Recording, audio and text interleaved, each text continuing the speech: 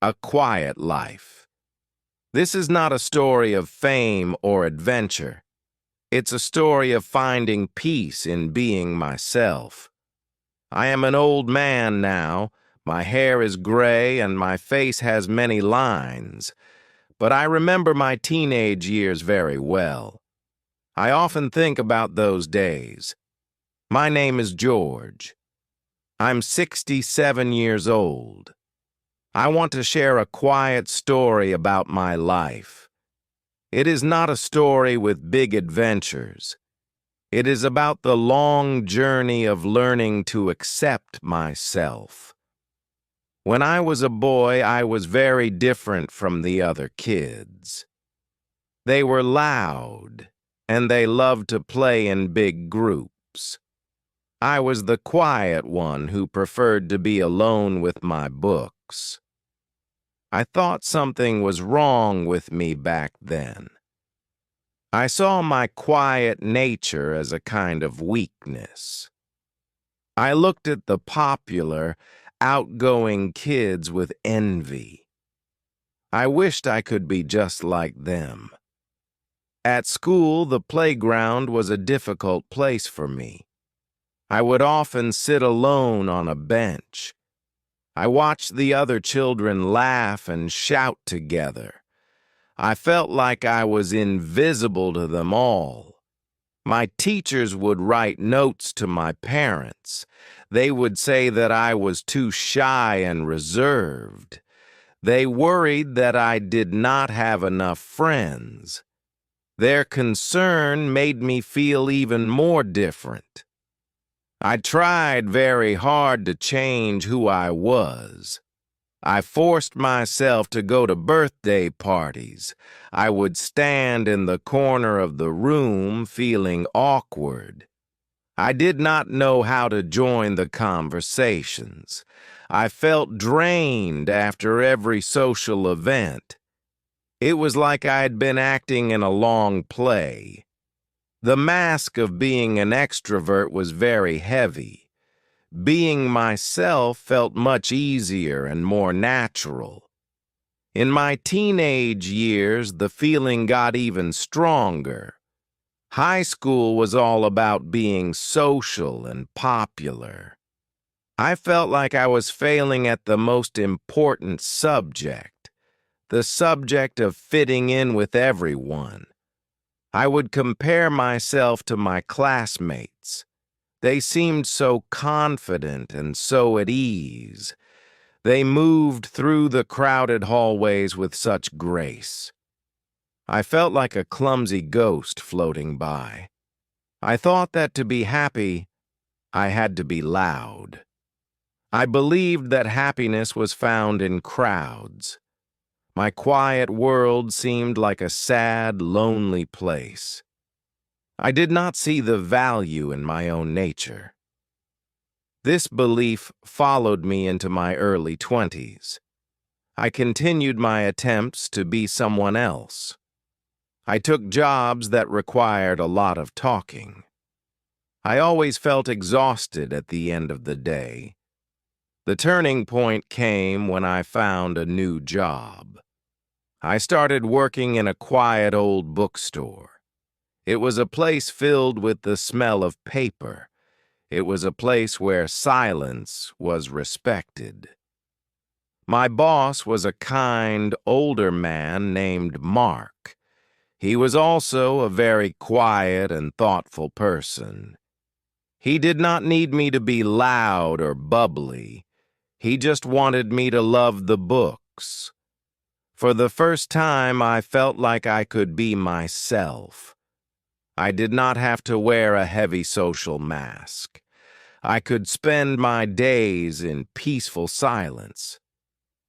The bookstore became my sanctuary. I also met a woman named Eleanor. She was not like the other people I knew. She was a listener, just like I was. She understood the beauty of a quiet moment. On our first date, we did not talk very much. We walked through a park and just enjoyed the quiet. With her, My silence did not feel awkward. It felt comfortable, and it felt shared. Eleanor never tried to change who I was.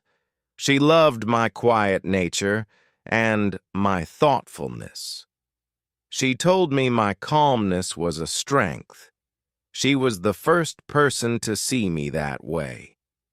Being with her started to change my perspective. I began to wonder if being an introvert was so bad. Maybe my quietness was not a flaw. Maybe it was just a different way of being. I started to read books about introversion. I learned that many people were just like me. I learned that our brains work a little differently. We get our energy from being alone. This was a huge revelation for me. I was not broken or wrong or weird. I was just an introvert, and that was okay. It was a natural part of my own identity. I stopped forcing myself to go to loud parties. I started saying no to things that drained me. I began to build a life that fit my nature, a life that did not require me to pretend. I discovered the hidden strengths of my personality. I realized that I was a very good listener. My friends started coming to me for advice. They knew I would truly hear what they said. I also found that I had a rich inner world. My imagination was a wonderful and busy place. I started writing stories and drawing pictures. I found joy in my own creativity. I learned that I did not need many friends. I just needed a few deep and meaningful ones.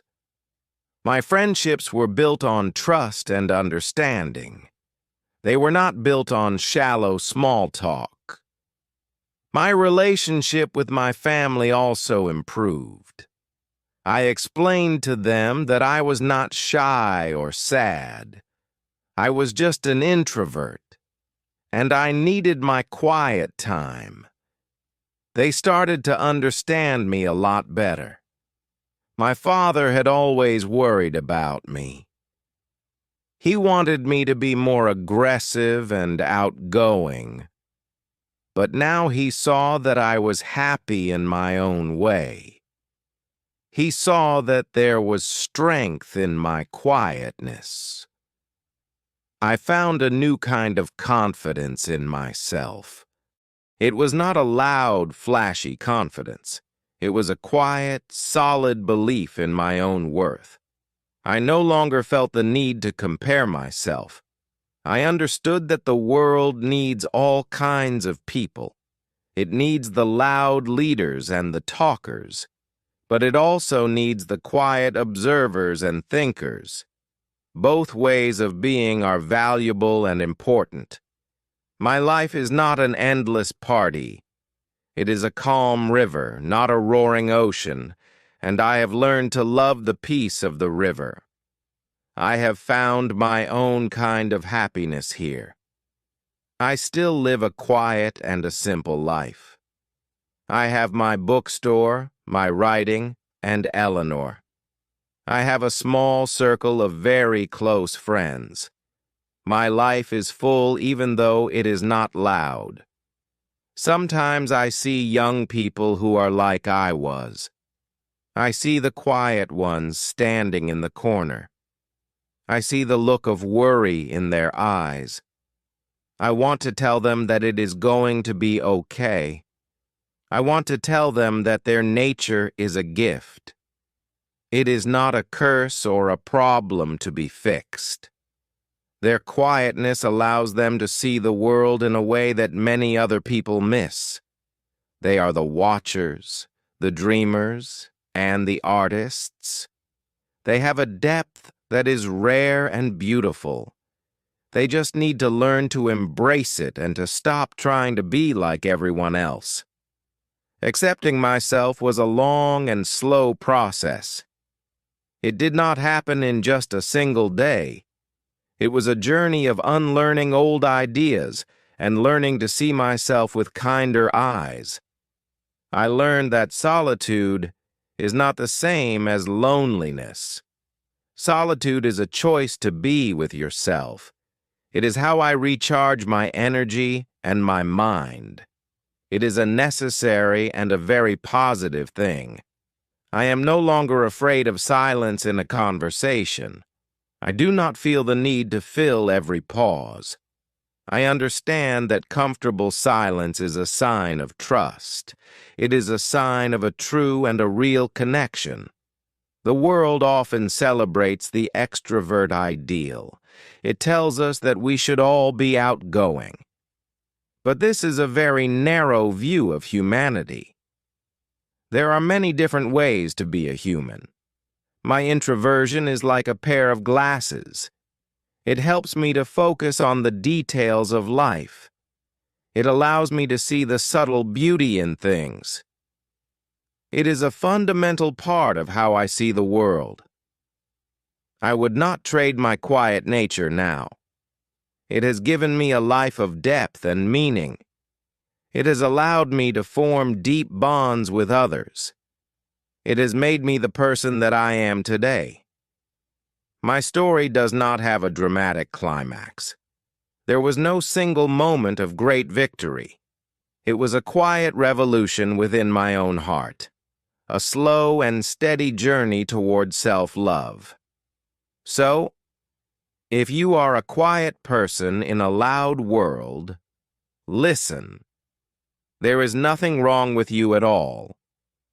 Your way of being is a strength and a gift. Do not let anyone tell you otherwise. Find the people who love you for who you are. Build a life that honors your true nature. Protect your energy and find your own quiet joy. Do not be afraid to walk your own calm path.